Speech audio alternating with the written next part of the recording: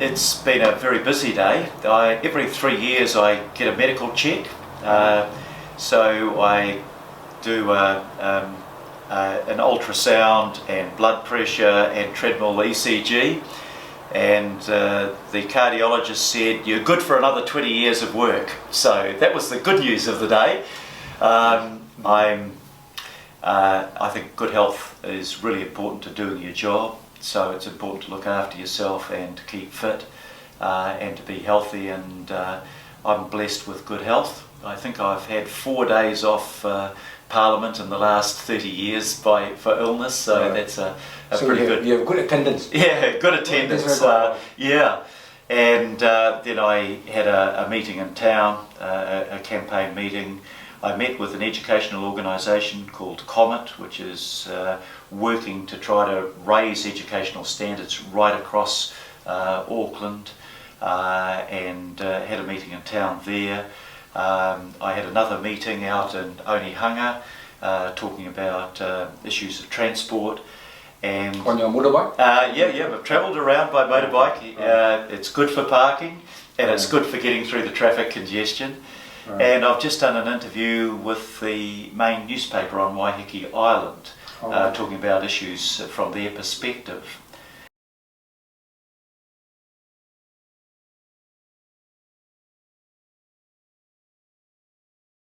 One of the things you learn is that this new super city of ours is such a diverse city, travelling from Wellsford in the north down to Waiuku in the south.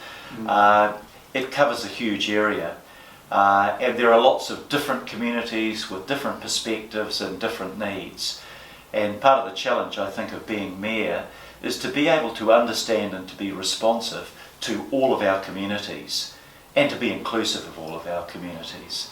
And that's geographic, interests and ethnic communities. We live in a wonderfully diverse city, and I think one of the things that makes me most proud of Auckland is how we can have that diversity, all of us proudly as Aucklanders and New Zealanders, but all of us equally proud of our own culture and background and language and where we come from. Yes. 40% of Aucklanders weren't born in New Zealand. So I had an interesting situation the other day. My younger son got married, and his wife is half Maori and half Filipino. I had my cousins from the United States come to the wedding. One of them has a Thai wife, one of them has a Burmese wife. Their father is Italian American, their mother is English New Zealander.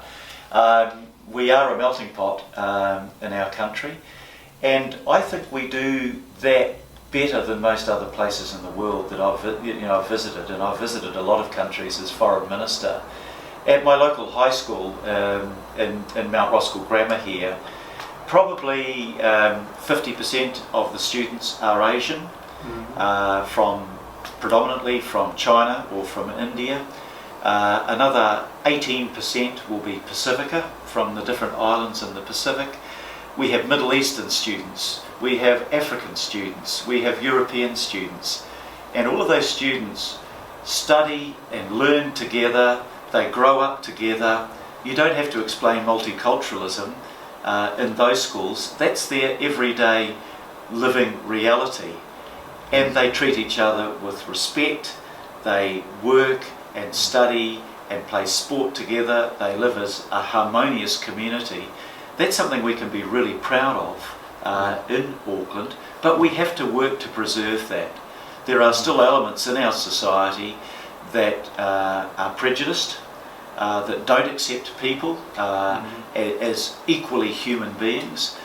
And in overseas examples, we can see how that can breed conflict in our society.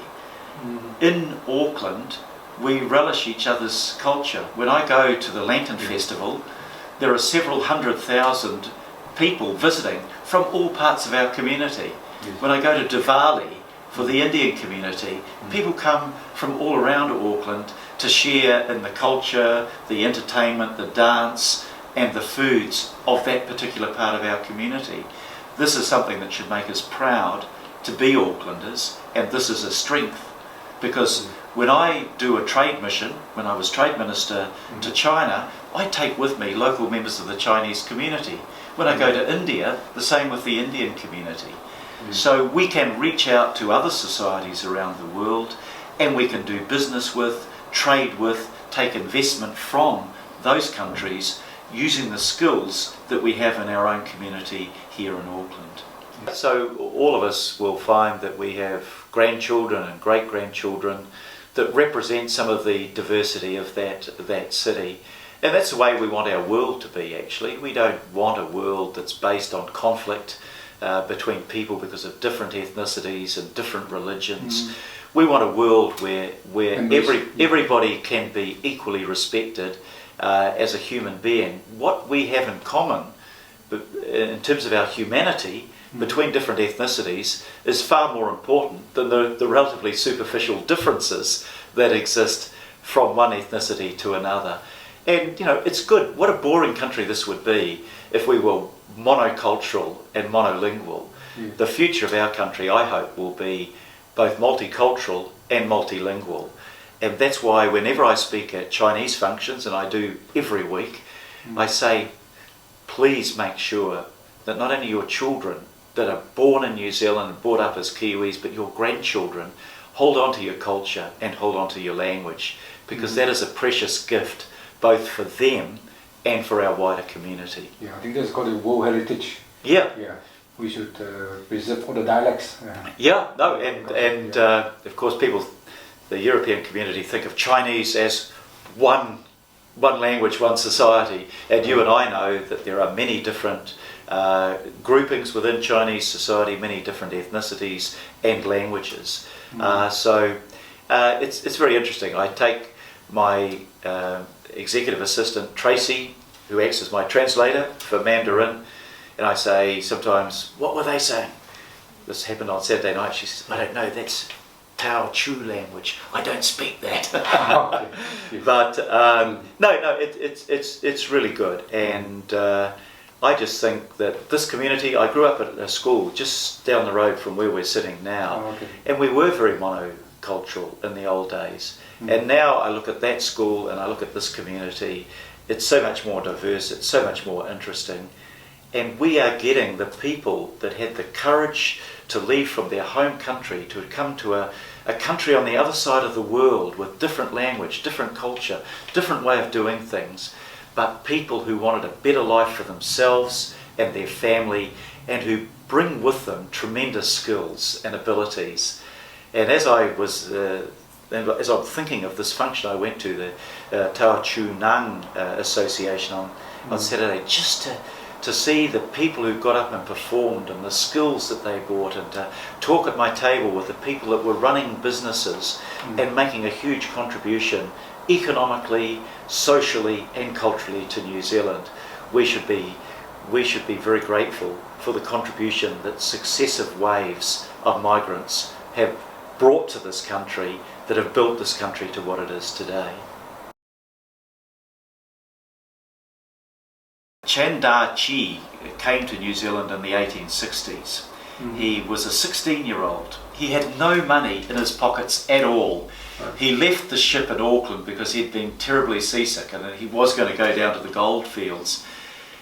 50 years later, he was the equivalent of one of our wealthiest businessmen in today's life. He had, through his sheer hard work and skill, built up a business empire that was really successful. And my family has had quite a lot to do with the Archie family. My brother worked for Tom Archie. My sister, my younger sister, knows the Archie family well, and their children went to school together. They're a family that have been in New Zealand for 4 or 5 generations and made a wonderful contribution. And going to that family reunion, and the family has European relations and other relations that have married into the family.